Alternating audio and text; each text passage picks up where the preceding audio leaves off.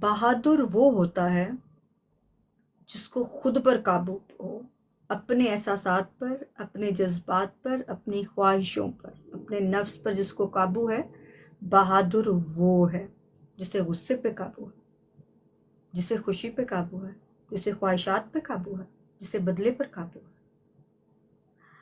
Self جو آپ کی ایک ہوتا ہے نا کہ آپ کو خود پر قابو ہے، self control is your power. اور جو انسان کا خود پر قابو نہیں ہے، اپنے آپ پر قابو نہیں ہے، اپنی زبان پر قابو نہیں ہے، اپنی خواہشوں پر قابو نہیں ہے، وہ انسان دنیا کا کمزور ترین انسان ہوتا ہے۔ یہ میں نہیں کہہ رہی، یہ ہمارا اسلام کہتا ہے۔ جہاد، آپ کو پتہ ہے جہاد کسے کہتے ہیں؟ اللہ کی راہ میں قربان ہونا۔ اور جہاد کی کئی قسمیں ہیں، 4 یا 5 قسمیں ہیں جہاد کی۔ جہاد بالنفس، جہاد جان کا جہاد ہے، اسی طرح مجھے نام یاد نہیں آ رہے، لیکن 4 یا 5 جہاد کی اقسام، یعنی خود اپنی جان کو اللہ کی راہ میں قربان کر دینے کو جہاد کہتے ہیں۔ لیکن جہاد اکبر، یعنی ان سب جہاد سے جو بڑا جہاد ہے وہ ہے جہاد بالنفس، خود پر قابو پانا۔ جان سے جانا جو ہے وہ جہاد کا اعلیٰ ترین درجہ نہیں ہے، یہ اسلام ہے۔ یہ میں اپنے الفاظ میں بتا رہی آپ کو، یہ میں اسلام کے الفاظ آپ کو بیان کر رہی ہوں۔ خود پر قابو پا کر زندگی گزارنا جہاد اکبر ہے، جیسے حج اکبر ہوتا ہے جمعے کو، اسی طرح جہاد اکبر۔ جان سے مر گئے، ہم نے ضبط کیا کیا، ہم نے کنٹرول کیا کیا؟ یہ جو آپ کا کنٹرول ہے خود پر، اپنی خواہشوں پر، وہ ہے جہاد اکبر۔ خود کو مار ڈالنا، جتنے بھی شہید ہیں انہوں نے خود کو مار دیا، لیکن اللہ کی راہ کے خاطر خود پر کنٹرول، اپنے نفس پر کنٹرول، اپنے آپ، دیکھیں اپنے آپ سے ہی شروع ہوتی ہے۔ لیکن آج کے زمانے میں ہم بہادر اس کو سمجھتے ہیں جو دوسروں کو 2 لگا دے، سلیپ کر دے، 2 تھپڑ جو دوسروں کو لگا لے، جو 4 گالیاں بڑے ہمت سے دے دے کسی کو، تو وہ بہادر نہیں ہے۔ یہ چیزیں تو جانور بھی کرتے ہیں۔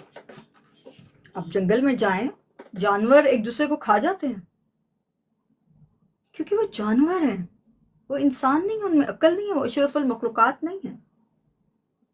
اور انتہا ہماری یہ ہے کہ ہم جانوروں کی مثال دیتے ہیں انسان ہو کر۔ خیر، تو جانوروں میں سیلف کنٹرول نہیں ہے، وہ بدلہ لیتے ہیں، وہ ایک دوسرے کو چیر پھاڑ کے رکھ دیتے ہیں، لیکن ہم انسان ہیں، اور اس کے آگے ہم مسلمان ہیں۔ تو دیکھ لیں، اگر آپ میں سیلف کنٹرول نہیں ہے تو آپ کس درجے کے مسلمان ہیں؟ خود کو انالائز کر سکتے ہیں آپ لوگ۔ Self control is your power. گالی دینے والا طاقتور نہیں ہے، گولی چلانے والا طاقتور نہیں ہے، گولی کھانے والا، بے خوف ہو کر گولی کھانے والا طاقتور ہے۔ خوف دوسروں کو ڈرانا نہیں ہے، خوف خدا ہے۔ اگر وہ ہے تو آپ انتہا کے بہادر ہو جاتے ہو۔ کیسے؟ کیونکہ تب آپ لوگوں کو کچھ نہیں سمجھتے، تب آپ دنیا کو کچھ نہیں سمجھتے، صرف اس رب کو سمجھتے ہیں کہ اس نے موت دینی ہے۔ میں 1000 گولیاں کھا کر بھی مر نہیں سکتی جب تک میرے رب نے میری موت نہیں لکھی۔ میں کوئی ایسا نوالا نگل نہیں سکتی، وامٹنگ آ جائے، جب تک وہ رزق میرے رب نے نہیں لکھا میرے لیے۔ تو جب آپ کا ایمان پختہ ہوتا ہے تو دنیا اور دنیا والے آپ کے لیے کوئی اہمیت نہیں رکھتے، نہ ڈر، نہ محبت، نہ نفرت، نہ خوف، کیونکہ آپ کے اندر جو طاقت ہوتی ہے نا، اس رب کی ہوتی ہے، دنیا بنانے والے کی ہوتی ہے، دنیا داروں کی نہیں ہوتی، لوگوں کی نہیں ہوتی، دنیا بنانے والے کی ہوتی ہے۔ پھر آپ سے زیادہ بہادر کون ہو سکتا ہے؟ کیونکہ آپ کے ساتھ آپ کا رب کھڑا ہوتا ہے۔ اور یقین کریں کہ رب جو ہے وہ دکھاتا ہے، وہ کیوں دکھاتا ہے؟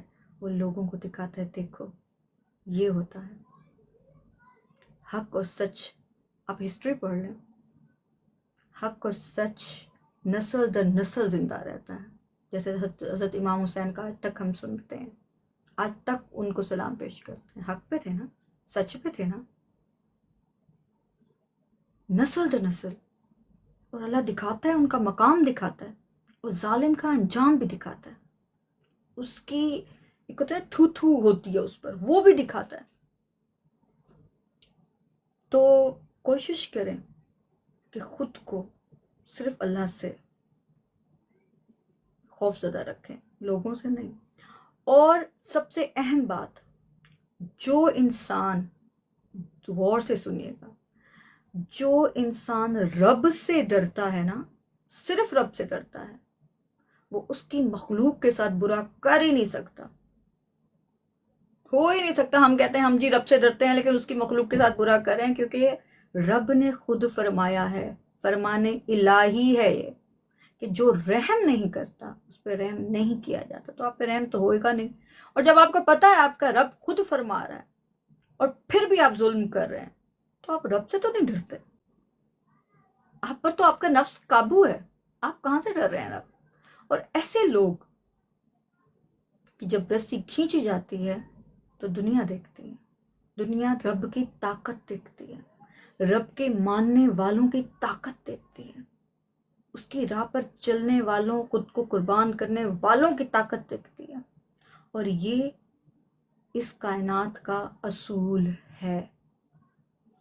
جس طرح سورج کبھی مغرب سے نہیں نکلا، غروب ہوا ہے مغرب میں، اسی طرح ظالم کا کبھی بول بالا نہیں ہوا، اس کا انجام توبہ والا ہوا ہے، کہ انسان ڈر جاتا ہے، وہ انجام ہوتا ہے.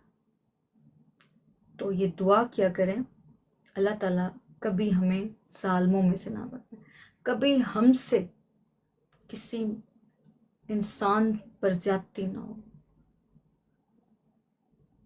اور خاص طور پر ان انسانوں سے جنہوں نے کسی اور کو، یتیموں، معصوموں، جنہوں نے کسی اور کو دکھ نہ دیا، اس کو دکھ دیں تو سمجھ لیں آپ نے خود للکارا ہے کہ آؤ مجھ پہ عذاب الہی آیا. کیونکہ اتنی سمجھ تو آپ میں بھی ہوگی. لیکن جیسے میں نے پہلے کہا کہ جس کو اللہ تعالیٰ نے عذاب میں ڈالنا ہوتا ہے نا، اسے ہدایت سے محروم کر دیتا ہے. اسے سب نظر آ رہا ہوتا ہے، اسے سب پتا ہوتا ہے، لیکن وہ کیے جا رہا ہوتا ہے. کیوں؟ کیونکہ اللہ نے اس کے دل پر کالا، وہ کہتے ہیں دل پر کالے نقطے لگ جاتے ہیں، کالا دل ہو جاتا ہے، ہدایت سے محروم ہو جاتا ہے. وہ کیوں محروم ہوتا ہے؟ کیونکہ اس پر عذاب آنا ہوتا ہے. کسی ہدایت والے پہ عذاب تو نہیں آتا نا، اس پر عذاب آنا ہوتا ہے تو اس کا دل بے رحم ہو جاتا ہے، اور وہ ہدایت سے محروم ہو جاتا ہے اور ضد میں آ جاتا ہے، اپنی انا کی ضد میں، اپنی حکمرانی کی ضد میں، اور معصوموں کو کچلتا ہے. پھر رب دیکھتا ہے اور دنیا کو دکھاتا ہے.